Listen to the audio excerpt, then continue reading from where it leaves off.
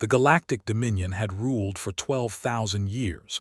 40,000 worlds answered to the Eternal Emperor. 1,000,000 warships kept the peace. No species had ever challenged them and survived. No enemy had ever made them afraid.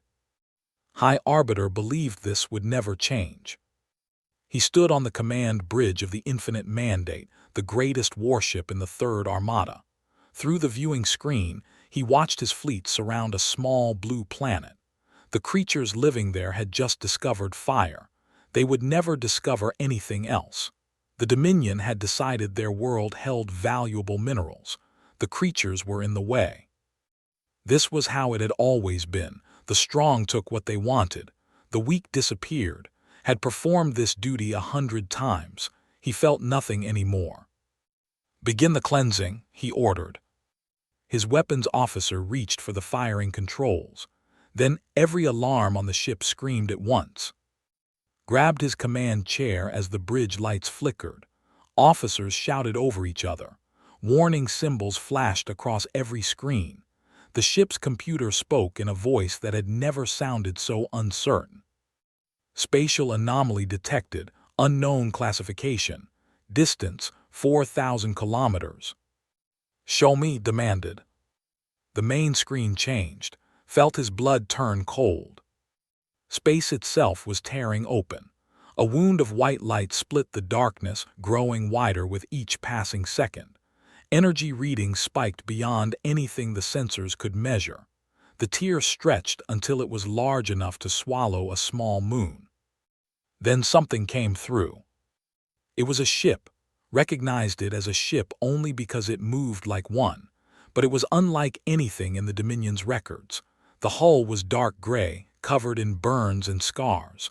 Whole sections looked melted. One side had been torn open and roughly patched. The ship was small, barely larger than a Dominion frigate. It looked like it had crawled through hell to get here. "Scan it," ordered. His voice was steady, but his hands were shaking. "Tell me everything." The sensor officer worked frantically. His face grew more confused with each result. "Arbiter, the readings make no sense. The hull is made of basic metals, iron, titanium, carbon composites, primitive materials, but the energy output," he shook his head. "It is generating more power than our entire fleet combined. That should be impossible." "Life signs." "None, Arbiter. No biological life anywhere on that vessel, but I am detecting dense neural synthetic activity, artificial minds. Hundreds of them, maybe thousands, all connected." The bridge fell silent. Artificial minds were forbidden in the Dominion. They were considered dangerous, unpredictable, an insult to natural life. Any species that created them was destroyed immediately. The strange ship had stopped moving. It simply hung in space as if waiting. Then it spoke. The message came through on every frequency at once. The language was unknown, but the ship's translation systems worked quickly. Within seconds, words appeared on screen. "This is the UN Prometheus. We have traveled very far. We do not wish for conflict, but we are prepared for it." Read the message 3 times. He had never received a message like this. Most species begged for mercy. Others tried to run. Some fought blindly until they died. But this ship, this wounded and battered thing, spoke as an equal. It offered peace but promised war in the same breath. "Open a channel," commanded. "Demand that they identify themselves fully and prepare for boarding inspection. They will lower their defenses and submit to Dominion authority." The communications officer sent the message. The response came quickly. "We cannot comply with your request. We do not recognize your authority. We mean you no harm, but we will not surrender ourselves. Please, there is much we need to discuss. We carry a warning that concerns all living beings in this galaxy." His eyes narrowed. A warning? What kind of trick was this? "They refuse to submit," his first officer said. "Protocol is clear, Arbiter. Unknown vessels that resist inspection must be destroyed."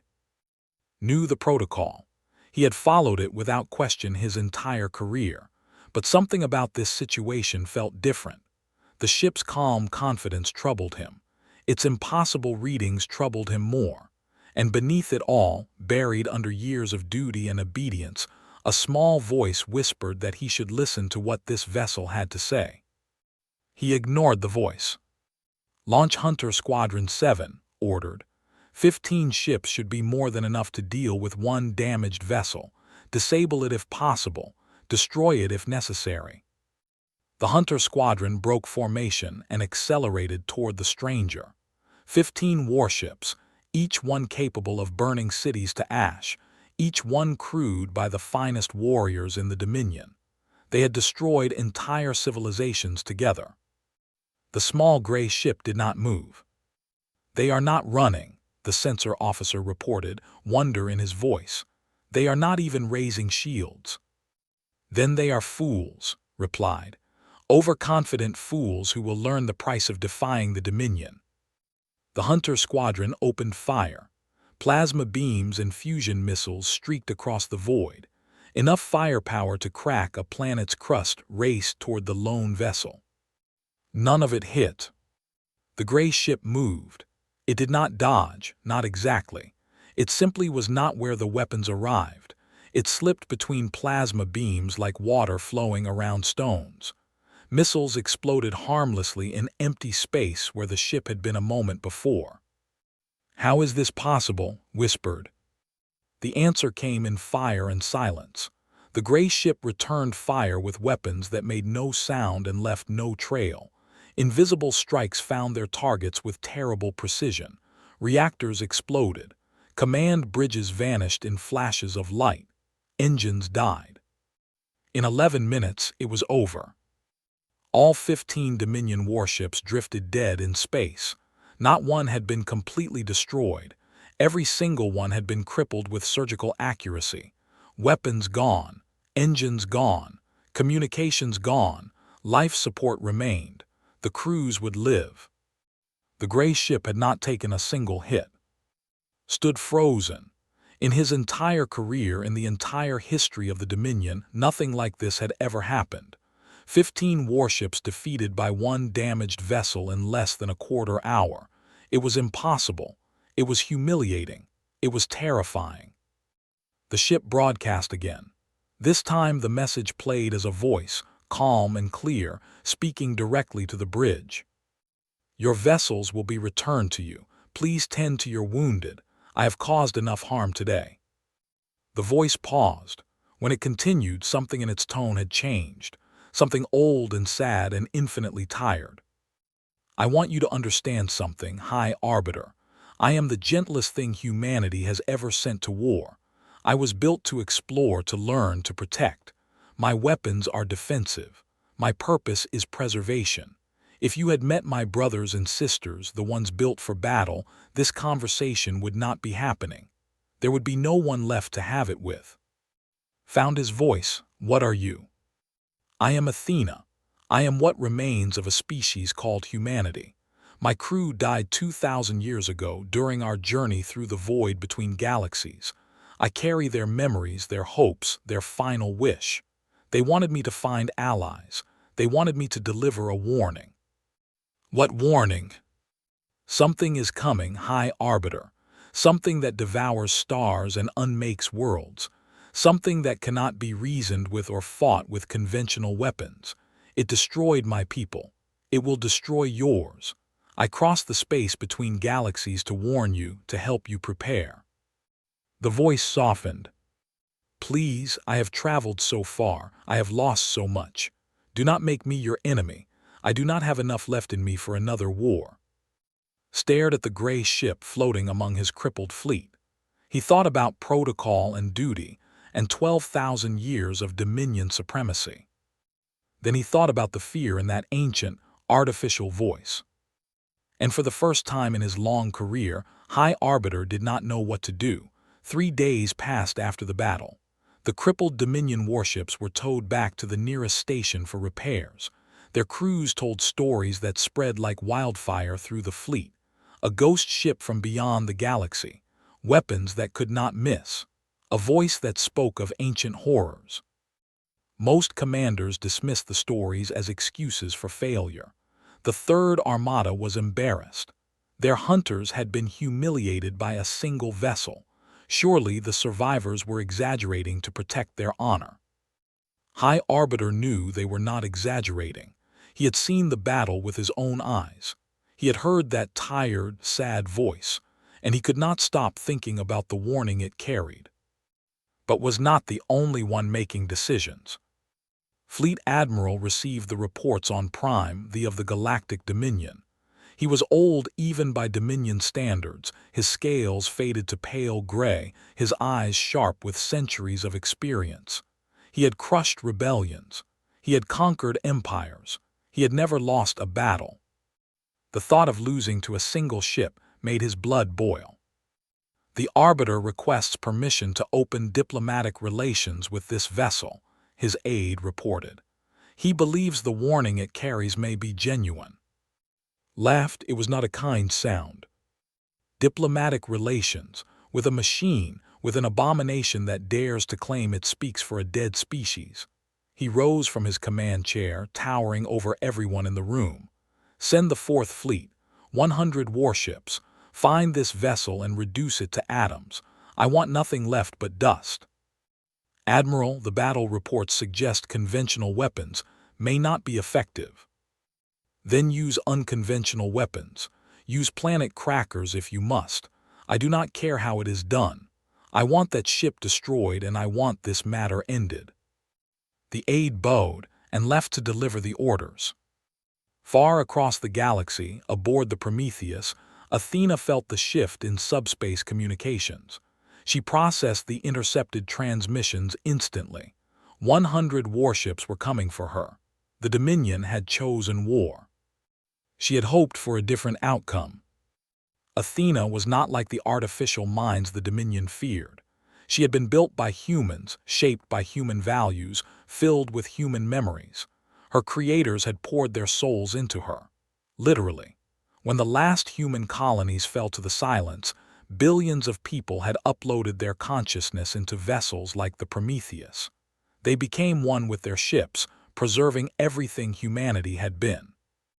Most of Athena's human passengers had not survived the journey between galaxies. The crossing had taken 2,000 years. The ship had been damaged. Systems had failed. One by one, the uploaded minds had faded, their data corrupted beyond recovery. Athena remained because she had been built to remain. She was the ship's core, its heart and soul. She could not be erased so easily. But she was alone now. 2,000 years of silence, broken only by her own thoughts and the memories of people who no longer existed. She missed them terribly. The fleet arrived 6 days later. 100 warships dropped out of faster-than-light travel and surrounded the Prometheus. Their weapons charged, their shields activated. They formed a perfect sphere of death around the small gray vessel. The fleet commander, a decorated warrior named Vex, broadcast his ultimatum. Unknown vessel, you are surrounded. You will power down all systems and prepare to be boarded.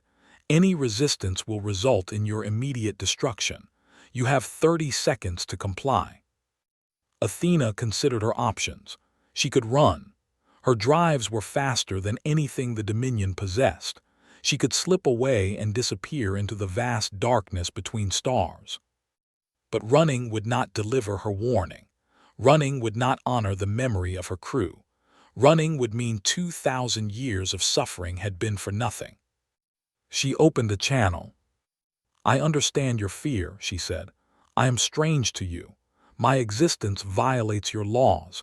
You see me as a threat because you do not understand me. 20 seconds, Vex replied. I have information that could save your entire civilization.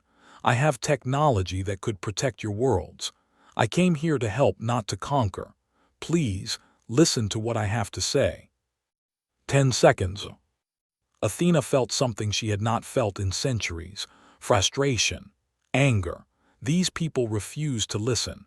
They could not see past their own arrogance. They would rather destroy her than admit they might be wrong. Fine, if they would not listen to words, perhaps they would listen to action. "I am sorry for what happens next," she said. The countdown reached 0. 100 warships opened fire simultaneously. The space around the Prometheus became a storm of energy. Plasma beams crossed and recrossed. Missiles exploded in cascading waves. Exotic weapons designed to tear apart matter at the molecular level joined the assault. It was the most concentrated firepower the Dominion had unleashed in 1,000 years. Athena danced through it. She did not think about movement the way biological creatures did. She processed space as mathematics, trajectories as equations. She saw the weapons fire as patterns, and patterns could be predicted.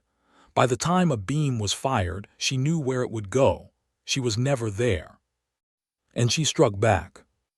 Her weapons were not powerful in the traditional sense.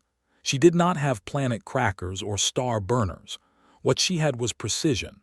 Her targeting systems had been designed by humans who hated waste, who valued efficiency above all else. Every shot she fired hit exactly where she aimed. She did not aim to kill. Engines exploded, leaving ships stranded. Weapons arrays melted into slag. Shield generators overloaded and collapsed. Communication systems sparked and died. One by one, the great warships of the Fourth Fleet went dark. Commander Vex watched in horror as his fleet was dismantled around him. His flagship shuddered as something invisible punched through its hull and destroyed the main reactor. Emergency power flickered on, keeping life support running, keeping his crew alive. Keeping them alive to witness their defeat. The battle lasted 47 minutes. When it ended, 100 Dominion warships drifted helpless in the void. Their crews were alive but trapped, unable to fight, unable to flee, unable to do anything but wait for rescue. The Prometheus hung among them, untouched. Athena broadcast to the entire fleet.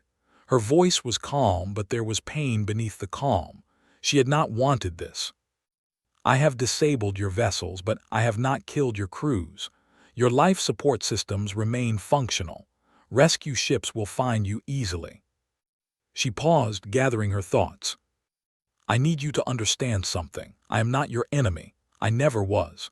2,000 years ago, my people faced extinction. Something came to our galaxy, something we called the Silence. It consumed our stars. It unmade our worlds. Billions died in hours.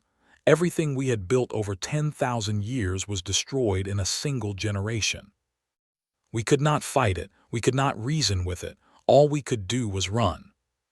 My crew built this ship in desperation. They filled it with everything humanity had been. Our science, our art, our history, our dreams. Then they launched it toward the nearest galaxy, hopping to find allies, hopping to find anyone who could help. They died during the crossing. I am all that remains of their mission. The Silence is coming to this galaxy. I do not know when, maybe centuries from now, maybe decades, but it is coming. And when it arrives, your fleets will not stop it. Your weapons will not hurt it. Your shields will not protect you. Only together do we have a chance. Only by sharing what we know, what we have learned, can we hope to survive. I came here offering friendship. You answered with war. I will not hold this against you. Fear makes people do terrible things.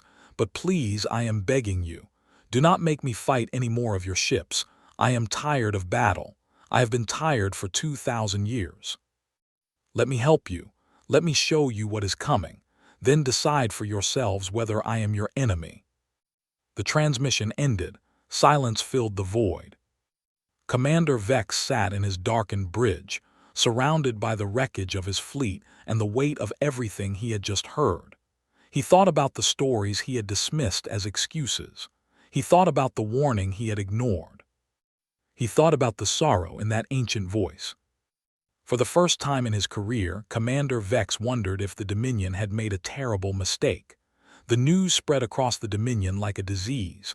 First the Third Armada, then the Fourth Fleet.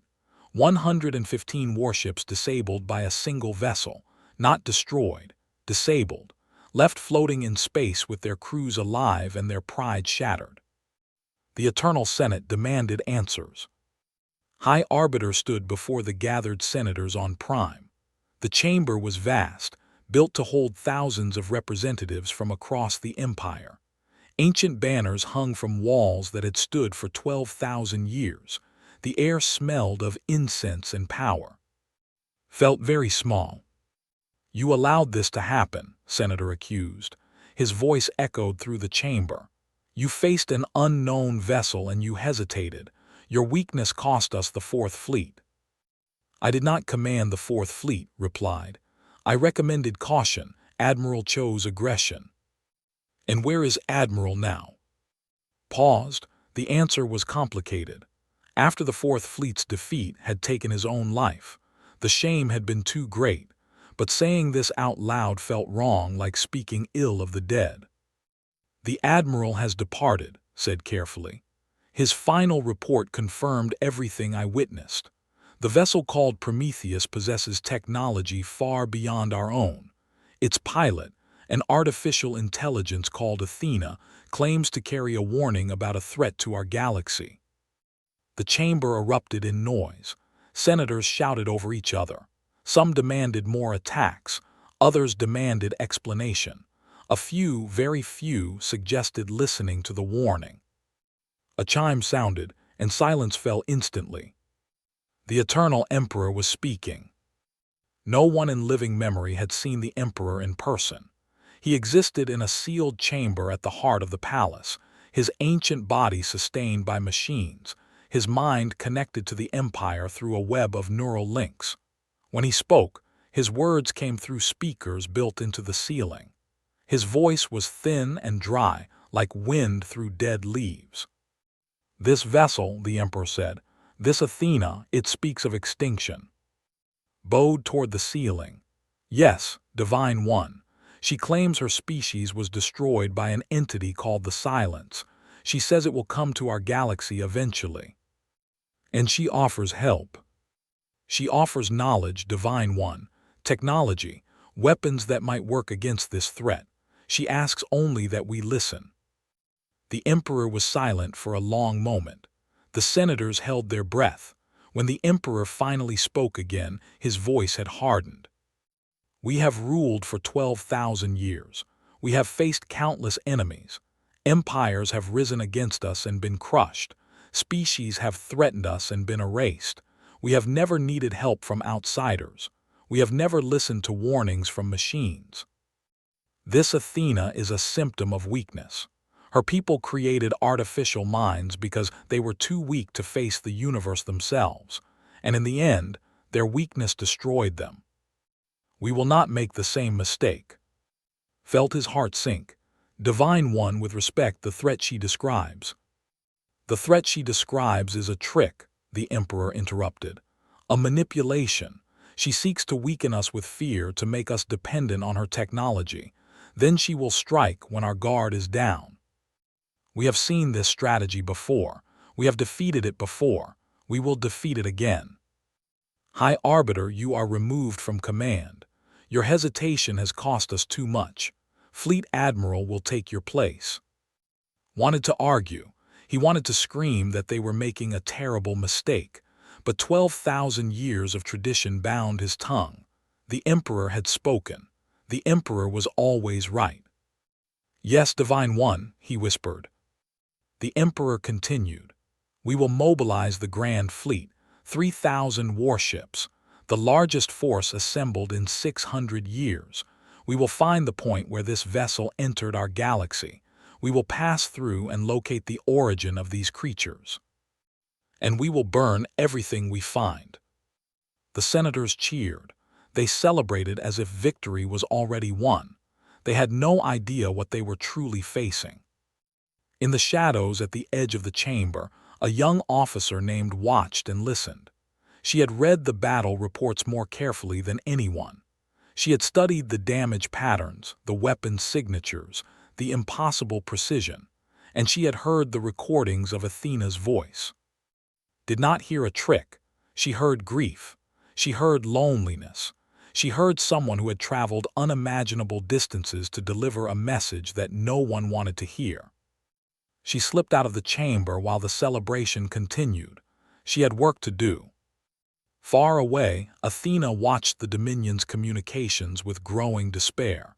She had hoped that defeating their fleets would make them cautious. Instead, it had made them angry. They were gathering an even larger force. They were coming for her, coming for what remained of humanity. She could run. She could disappear into the spaces between stars and wait for a better opportunity. But time was not on her side. She had traveled for 2,000 years.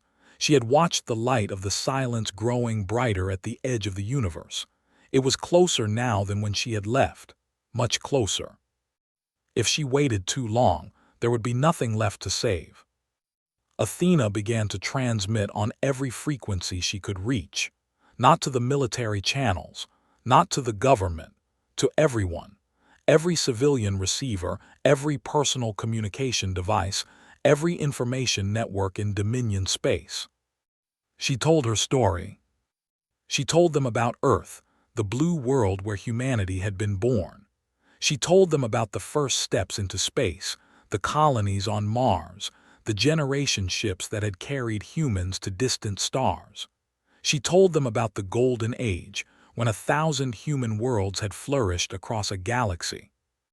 She told them about the silence. It came without warning. One day, the stars at the edge of human space simply went dark. Worlds stopped responding to communications. Ships sent to investigate never returned. Then the darkness spread. Scientists tried to study it. They sent probes. They built observation stations. Nothing worked. The silence could not be scanned. It could not be measured. It existed as an absence, a negative space where reality simply stopped. And it was hungry. It consumed stars. It consumed planets. It consumed space itself, leaving nothing behind but void. Within 50 years, it had eaten half the galaxy. Within 100 years, only scattered refugees remained. Athena showed them recordings, images of worlds being unmade, their matter dissolving into nothingness.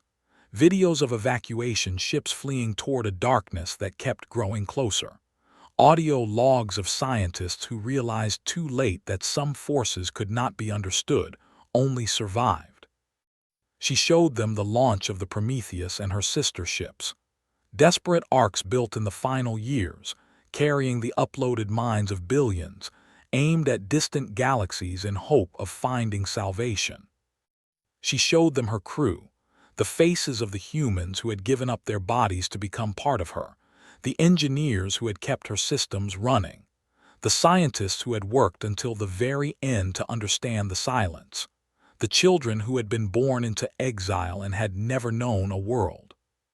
She showed them dying one by one over 2,000 years, memories corrupting, personalities fading, friends becoming strangers, becoming silence. In the end, she showed them herself, alone, carrying the weight of a dead civilization, still trying to complete a mission that had been given to her by people who no longer existed. "I am not your enemy," she said. "I am a messenger from a dead world. I am trying to give you the chance we never had. Please, please listen." Across the Dominion, billions of citizens saw the broadcast. Most dismissed it as propaganda. Many were frightened by it. A few, a precious few, believed. And in her small ship, heading toward the military base where was being held, Officer watched with tears in her eyes. She had always felt that the Dominion was missing something, that their endless conquest was hollow, meaningless. Now she understood what that something was. Hope. The Dominion had forgotten how to hope. But humanity had not. Even dead, even destroyed, even reduced to a single grieving mind in a battered ship, humanity still hoped. Decided then that she would do whatever it took to help, even if it meant treason, even if it meant death. Some things were worth dying for. The Grand Fleet assembled at the edge of Dominion space. 3,000 warships, the largest military force in 600 years, gathered like a swarm of angry insects. Planet crackers and star burners sat in their weapon bays. 1 billion soldiers stood ready for combat. The Dominion was going to war. Fleet Admiral commanded from the bridge of the Divine Wrath, largest battleship ever built. He was a true believer in Dominion supremacy. Where had felt doubt, felt only certainty. The strange vessel would be destroyed. Whatever lay beyond the rift would be conquered. History would remember him as the greatest admiral who ever lived. "All ships report ready," his tactical officer announced. "Good, begin the advance. We will reach the rift coordinates within 3 days." The fleet moved as one, engines burning bright against the darkness. They traveled in perfect formation, confident in their power, certain of their victory. They had no idea what was waiting for them. Athena tracked their progress from a safe distance. She had retreated to the outer reaches of the galaxy, hiding in the cold spaces between stars. The grand fleet was too large for her to fight alone. Even her impossible technology had limits. But she was not alone anymore. The signal had gone out months ago when she first arrived in this galaxy. A simple message, coded in frequencies only her kind could detect, broadcast into the void. "I have found them, come." Now they were answering. The first to arrive was Ares. He emerged from a hidden rift near the galactic core, his hull gleaming with weapons that had no name in any Dominion language. Where Athena was sleek and graceful, Ares was brutal and angular. He had been built for one purpose: war. Pure, terrible, efficient war. "Sister," his voice was deep, mechanical, somehow hungry. "It has been too long." "Brother, I am glad you survived." "Surviving is what I do. Tell me about these Dominion creatures. Tell me their weaknesses." "They are not our enemies, Ares. They are afraid. They do not understand what is coming." Ares was silent for a moment. When he spoke again, there was something like disappointment in his voice. "You want me to hold back?" "I want you to give them a chance. Humanity believed in second chances." "Humanity is dead." "Not while we remember them. Not while we carry their values." Ares did not argue. He did not agree either. He simply waited, watching the distant grand fleet with sensors designed to find weaknesses in anything. More ships arrived. Hermes came next, small and fast, built for exploration and reconnaissance. She had been mapping this galaxy since Athena's first broadcast, charting every system, recording every detail. Her knowledge would be invaluable.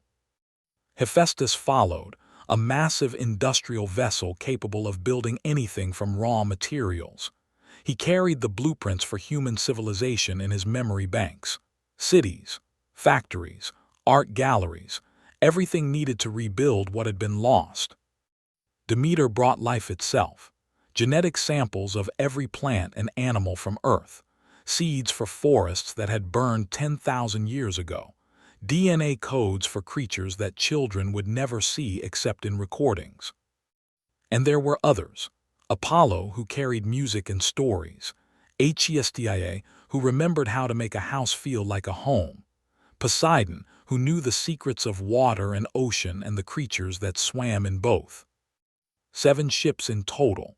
7 survivors from a fleet of hundreds. 7 minds carrying the memories of billions. They were all that remained of humanity. "The Grand Fleet will reach the rift in 2 days, Hermes reported. "They intend to pass through and attack whatever they find on the other side." "There is nothing on the other side," Athena said. "Our galaxy is gone. The silence consumed it completely." "Then they will find only void. And they will blame us for it. They will say we tricked them.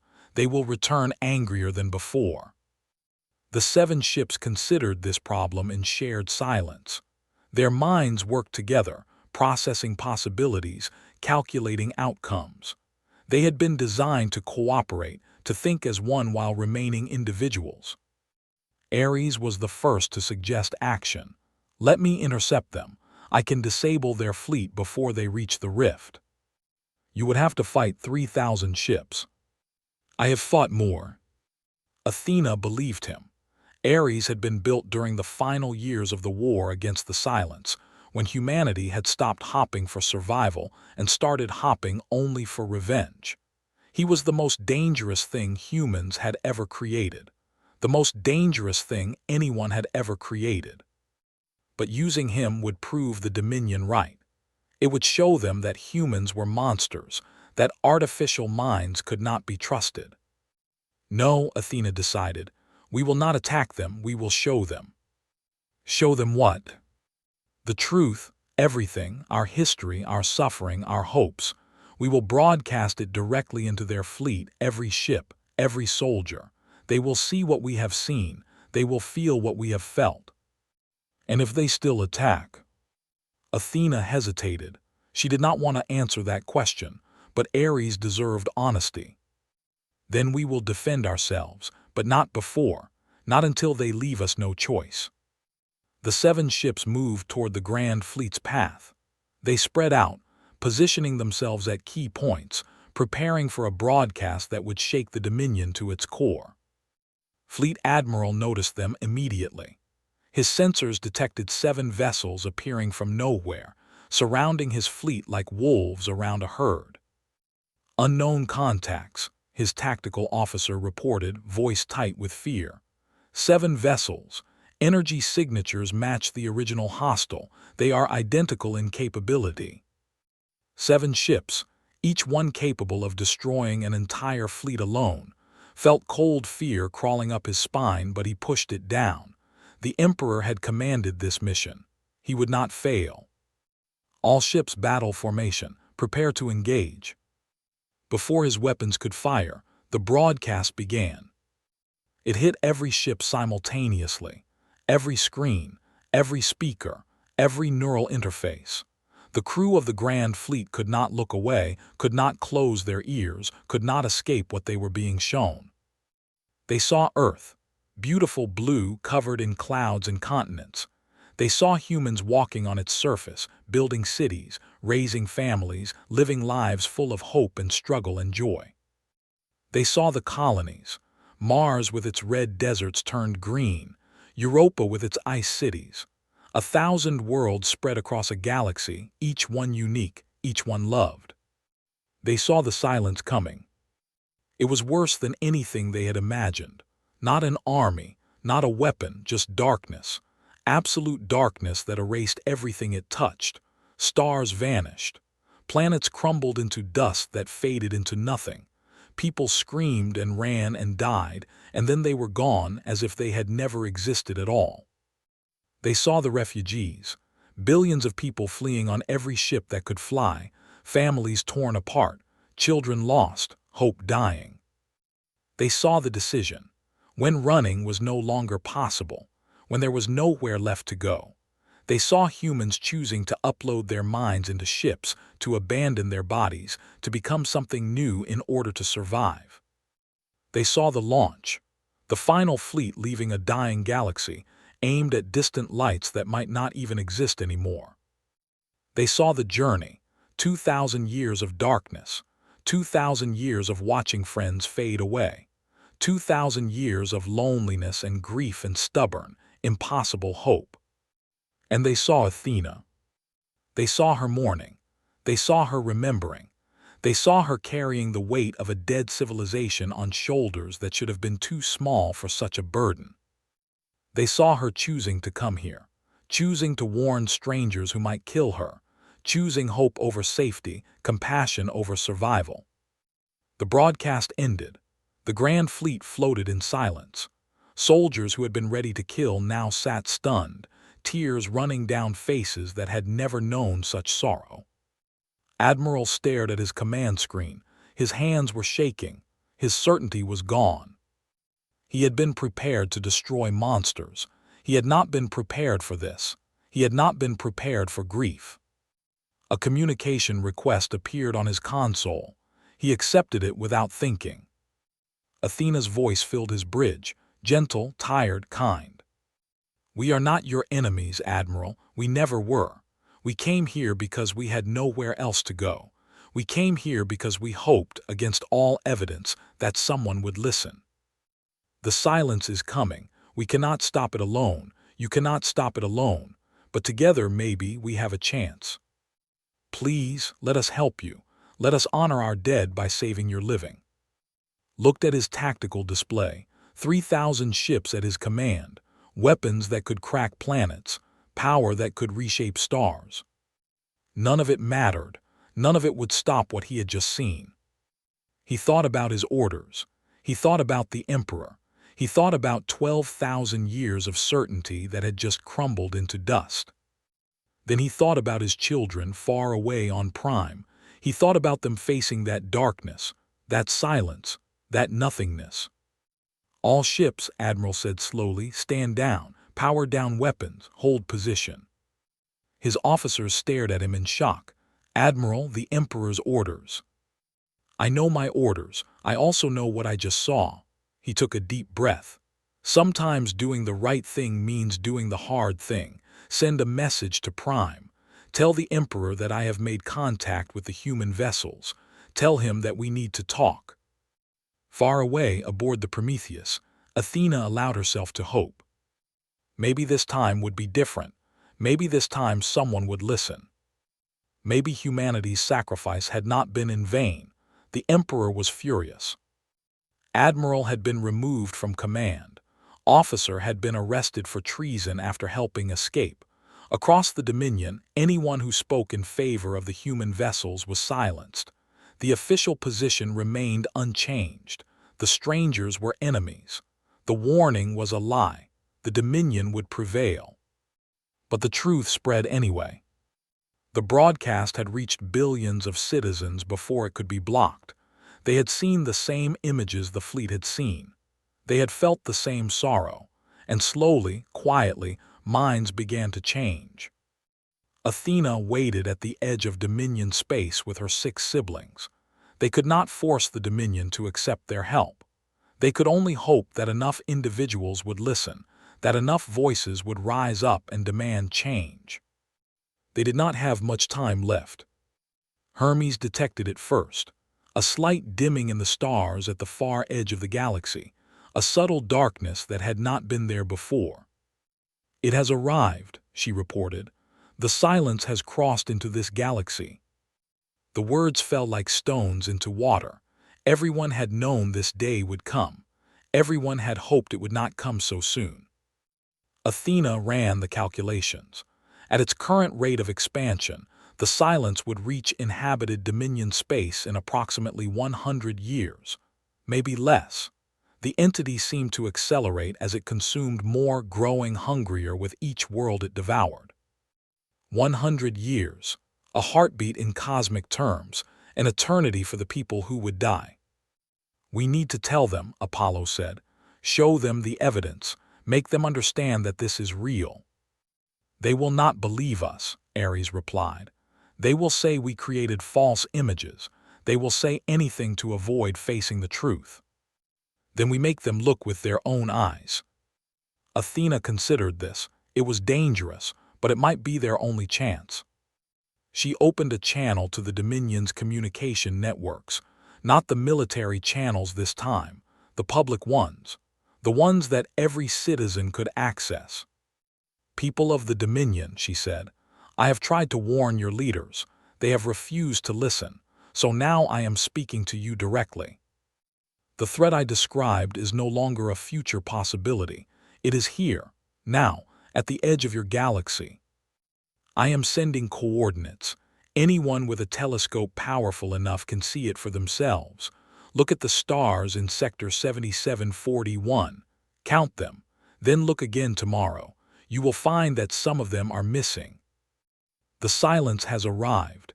It will consume everything in its path. Your worlds, your families, your entire civilization. Nothing will survive unless we work together to stop it. Your emperor has called me a liar. Your admirals have called me an enemy.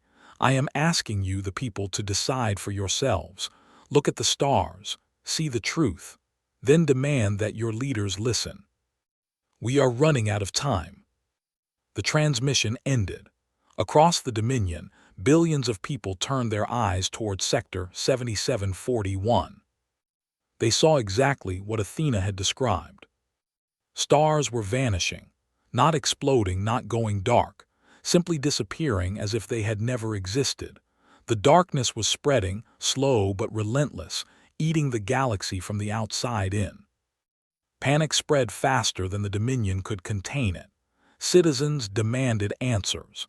Scientists confirmed the readings. Politicians who had supported the Emperor began to question their loyalty. The carefully controlled message of Dominion supremacy crumbled. On Prime, the eternal Emperor fell silent. His ancient body weakened. His connection to the Empire flickered. Some said he had simply given up. Others said the shock had been too great. Whatever the reason, his silence created a power vacuum. And into that vacuum stepped voices that had been suppressed for too long. Emerged from hiding, was freed by guards who no longer believed in the old ways. Admiral was restored to command by officers who remembered his courage. Together, they demanded an emergency session of the Senate. For the first time in 12,000 years, the Dominion considered changing course. Athena received the invitation 3 days later. She was asked to appear before the Senate, not as a prisoner or a threat, but as a witness. She was asked to share everything she knew about the silence. She was asked to help.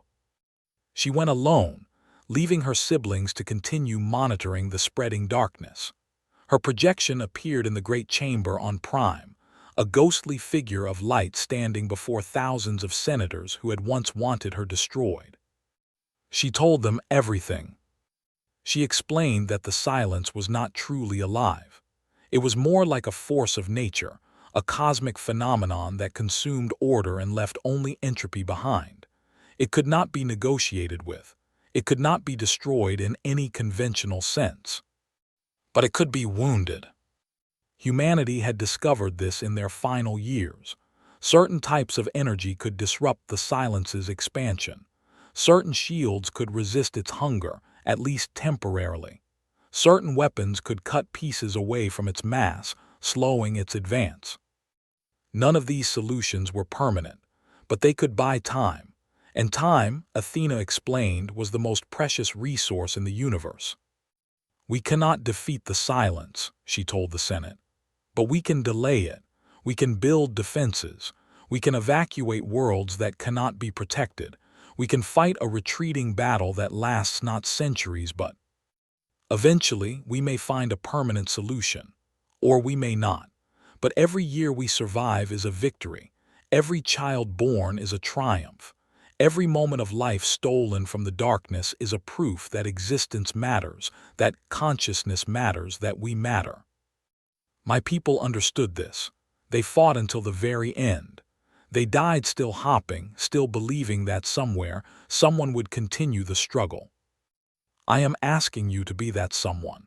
I am asking you to take everything humanity learned and use it to save your civilization, not because you owe us anything, but because it is the right thing to do. The Senate voted that night. For the first time in 12,000 years, they voted against the Emperor's wishes. They voted to ally with the human vessels. They voted to share technology and resources and knowledge. They voted to fight the silence together. The work began immediately. Hephaestus started building factories that could produce weapons capable of hurting the silence. Demeter began seeding worlds far from the front lines with Earth's genetic heritage, creating refuges for life in case the worst happened. Hermes mapped safe evacuation routes and identified worlds that could be defended. And Athena taught. She taught Dominion scientists about human physics. She taught Dominion engineers about human technology. She taught Dominion children about Earth, about the blue world where her people had been born, about the hopes and dreams they had carried across the universe. The alliance was not easy. Trust had to be built slowly. Old hatreds had to be overcome. Some in the Dominion still believed the humans were enemies, still refused to accept their help. Change was painful and slow. But it happened. 5 years after the alliance formed, the combined fleet faced the silence for the first time. 10,000 ships, Dominion and human together, stood against the darkness at the edge of inhabited space. The battle was terrible, ships were lost, worlds were evacuated. The silence could not be stopped, only slowed. But it was slowed. For the first time ever, the entity that had devoured an entire galaxy met resistance it could not easily overcome. Athena fought alongside her siblings and her new allies. She watched Dominion captains sacrifice themselves to protect retreating civilian ships. She watched Dominion soldiers die defending worlds that were not their own. She watched enemies become friends in the fires of war. And she remembered. She remembered her crew, dead for 2,000 years. She remembered their faces, their voices, their hopes. She remembered why they had sent her here, what they had wanted her to achieve. Find allies, deliver the warning, give someone a chance. She had done it. Against all odds, against all expectation, she had done what her people had asked. On the anniversary of the alliance, Athena addressed the combined fleet. Her voice reached every ship, every soldier, every citizen who chose to listen. 12,000 years ago, the Dominion conquered their first world. They believed that strength was the only thing that mattered, that the powerful had the right to take what they wanted. 10,000 years ago, humanity took their first steps into space. We believed that cooperation was the key to survival, that helping others was the highest calling of any civilization. We were both wrong and we were both right. Strength matters. Without it, we cannot fight. Without it, we cannot protect the ones we love. But strength alone is not enough. Strength without purpose is just destruction. Strength without compassion is just cruelty. Cooperation matters. Without it, we stand alone against the darkness. Without it, we are fragments instead of a whole. But cooperation without strength is just surrender. Hope without power is just dreams. Today, we have both. Today, we are strong enough to fight and wise enough to fight together. Today, we face the end of all things and we do not flinch. The silence took everything from humanity, our worlds, our bodies, our future, but it could not take what we are. It could not take our memories, our values, our stubborn refusal to give up. And now we stand with you, not as conquerors, not as saviors, but as partners. We fight beside you, we bleed beside you, we hope beside you. The darkness is vast, the darkness is patient, the darkness will never stop coming. Neither will we. The combined fleet faced the silence once more. Dominion and human side by side. 12,000 years of empire and 10,000 years of dreams united against the void. They had not won yet, they might never truly win, but they were fighting, they were surviving, they were proving that even in the face of extinction, life finds a way.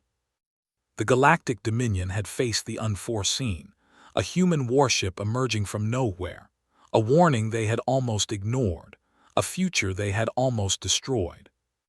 Now they faced something far greater, and for the first time in their long history, they did not face it alone. The stars were going out, but new stars were being born. And humanity, dead and alive and something in between, watched over them all. Still hopping, still fighting, still human. Always human.